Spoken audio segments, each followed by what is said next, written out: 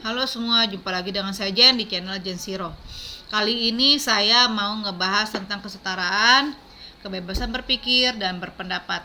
Tapi sebelumnya saya mau jelaskan dulu yang saya maksud dengan kebebasan berpikir dan berpendapat adalah berpendapat yang baik, yang positif, yang tidak menghina, yang tidak menjelekkan gitu ya.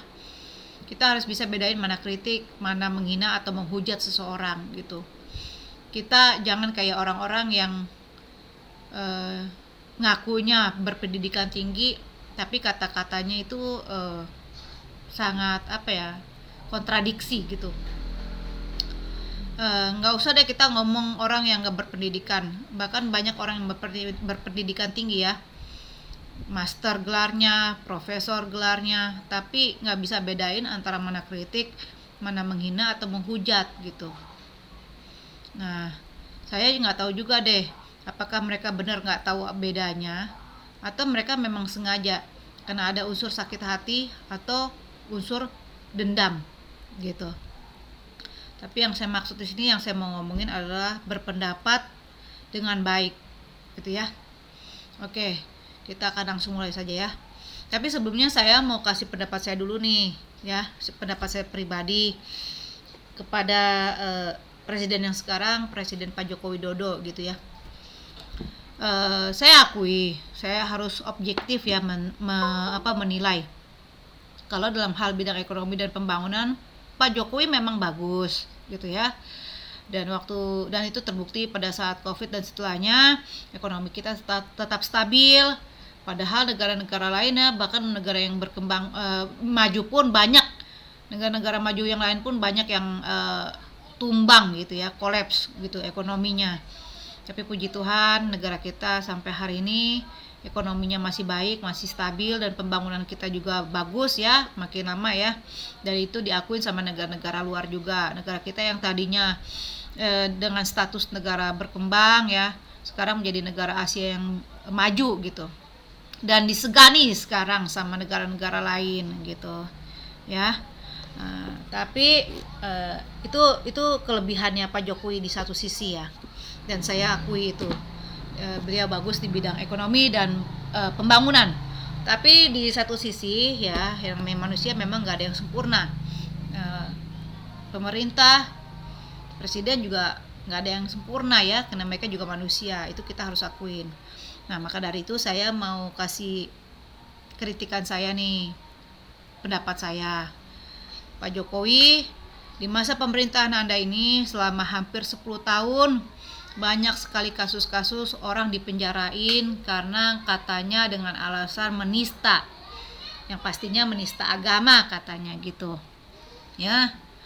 Itu banyak sekali kejadian-kejadian begitu, padahal undang-undang dasar kita itu menjamin, bukan cuma menjamin, tapi juga mengakui kalau semua agama-agama ini yang sekarang jadi 6 ya, 5 agama sama satu kepercayaan ini semua itu sama rata, sama di mata hukum dan pemerintahan kedudukannya itu. Tapi kenapa bisa yang satu ini kok mempersekusi yang lain gitu loh ya. Banyak ini saya ngomongin satu-satu dulu ya. Mungkin udah, yang saya mau ngomongin ini mungkin udah agak-agak basi ya, tapi memang masif gitu. Kejadiannya berulang, selalu terjadi lagi gitu ya, bukan sekali, bukan 2 kali, bukan 3 kali gitu. Selalu ada persekusi ya, rumah-rumah ibadah Kristen ya, dan rumah ibadah yang lain mungkin ya ada juga gitu, dan orang-orangnya, jemaat-jemaatnya banyak yang dipersekusi gitu ya. Ini yang jadi momok ini gitu loh, kok bisa gitu hal ini terjadi berulang-ulang kali. Ini bagaimana pemerintah kok bisa terus-terusan terjadi, seperti ada pembiaran gitu loh, padahal kita ini kan semua sama. Undang-undang dasar kita menjamin gitu loh. Undang-undang dasar itu adalah undang-undang yang paling utama, yang paling tinggi kedudukannya dibandingin undang-undang yang lain gitu ya. Jadi segala undang-undang yang dibuat setelahnya itu kedudukannya nggak lebih tinggi dibanding undang-undang dasar. Dan kalau bertentangan, undang-undang setelahnya yang dibuat ini bertentangan dengan undang-undang dasar, maka otomatis bisa batal gitu loh. Ya, dinyatakan nggak berlaku seharusnya gitu. Karena bertentangan dengan undang-undang dasarnya.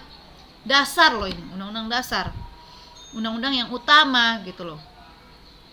Tapi kenyataannya karena undang-undang yang setelahnya ini ya, undang-undang ITE ya, dengan alasan melanggar undang-undang ITE ya, orang-orang banyak dipenjarain ya dengan alasan menista agama apa segala macem gitu. Nah kalau misalnya begini oke lah, polisi memang. Nah ini juga ya untuk kepada Kapolri juga Pak Listio Sigit ini ya, ini bawahan Anda ya, instansi Anda, memang ini pekerjaan orang-orang Anda gitu ya, menerima laporan ya kan, karena itulah polisi-polisi dikasih pekerjaan, digaji untuk melayani masyarakat gitu kan, menerima laporan. Tapi kan setiap laporan itu nggak harus langsung seketika itu juga dieksekusi gitu, harus diselidiki dulu, diteliti dulu, ditelaah dulu gitu loh.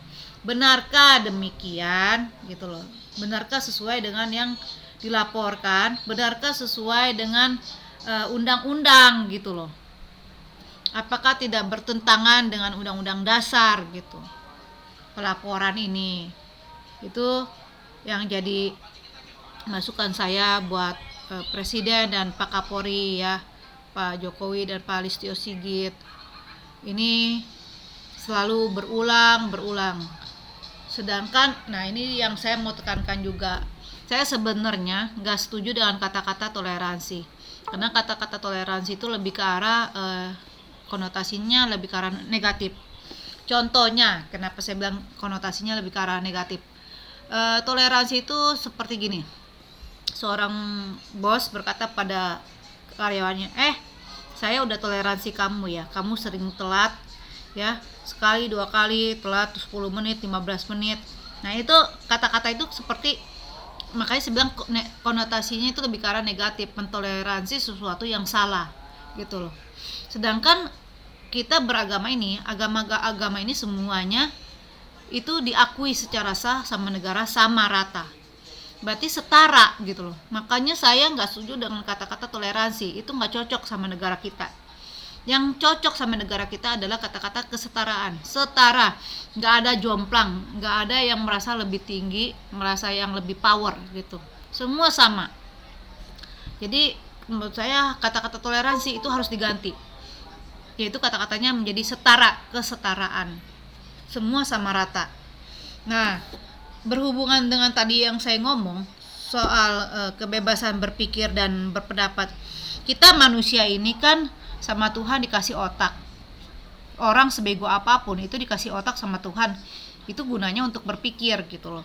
Nah kalau misalnya otak yang diberikan sama Tuhan ini nggak boleh dipakai, kan aneh gitu loh ya. Dan kita juga punya mulut untuk menyampaikan apa yang ada di dalam otak pemikiran kita gitu.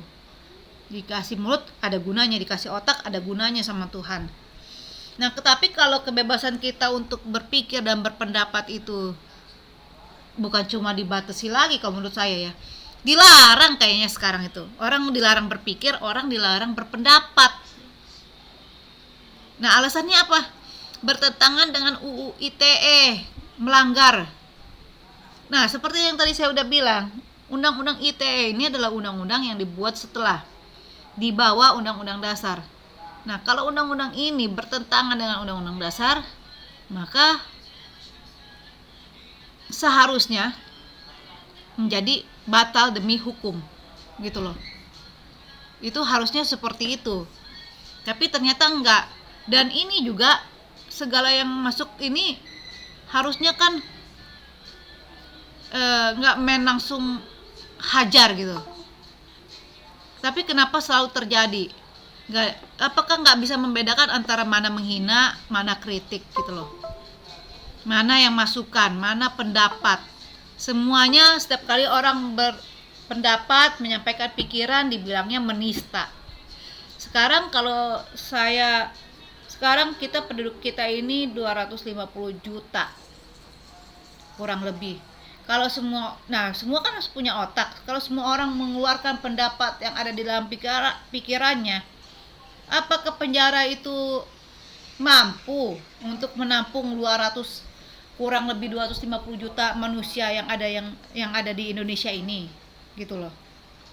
Kan nggak mungkin, nggak akan sanggup juga, gitu loh.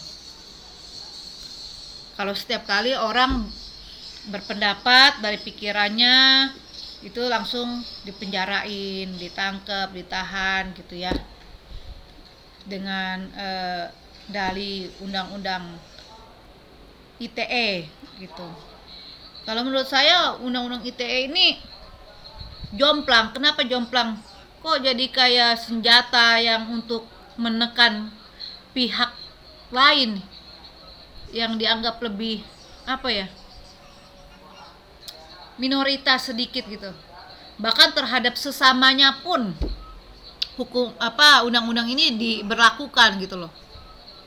Orang nggak boleh menyampaikan pendapat, orang nggak boleh berpikir sekalipun itu yang baik gitu, dengan kata-kata yang baik.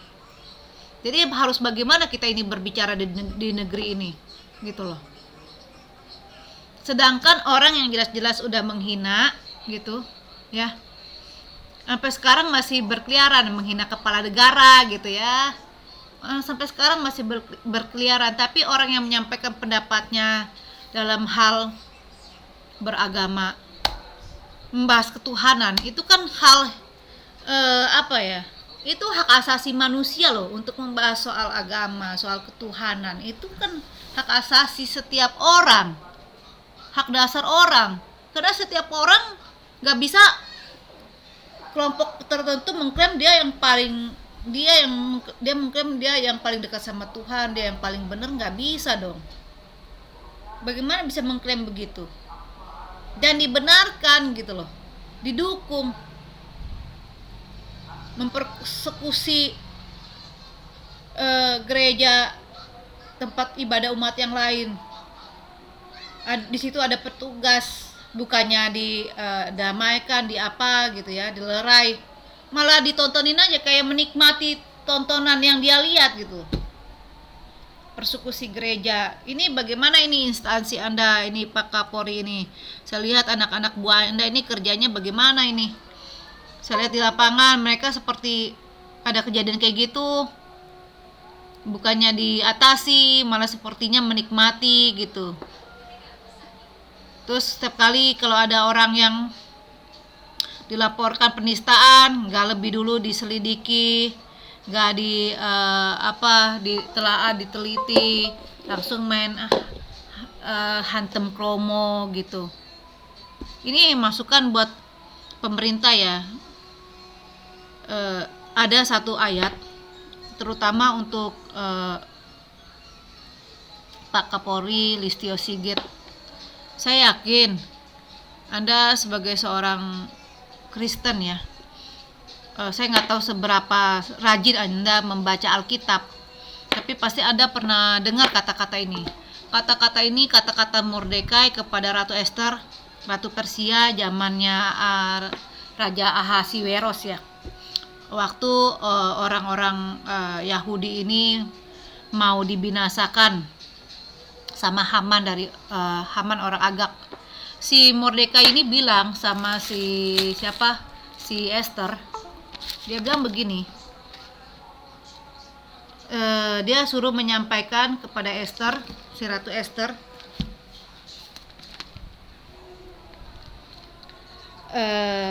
Mordekai menyuruh menyampaikan jawab ini kepada Esther.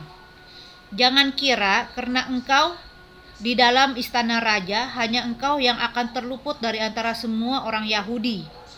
Sebab sekalipun engkau pada saat ini berdiam diri saja, bagi orang Yahudi akan timbul juga pertolongan dan kelepasan dari pihak lain. Dan engkau dengan kaum keluargamu akan binasa. Siapa tahu, mungkin justru untuk saat yang seperti ini engkau beroleh kedudukan sebagai ratu. Saya kutip kata-kata ini yang ada di dalam Alkitab, di kitab Esther, untuk Pak Kapolri Listio Sigit.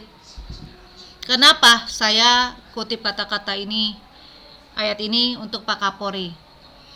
Karena begini, ini semuanya kan berkaitan dengan, pertama itu kan pasti yang namanya segala sesuatu kasus kan nggak langsung ke pengadilan, pasti kan instansi Anda dulu yang menangani, kepolisian dulu yang menangani, gitu loh, anak buah Anda dulu yang menangani masalah-masalah semua kasus-kasus ini gitu.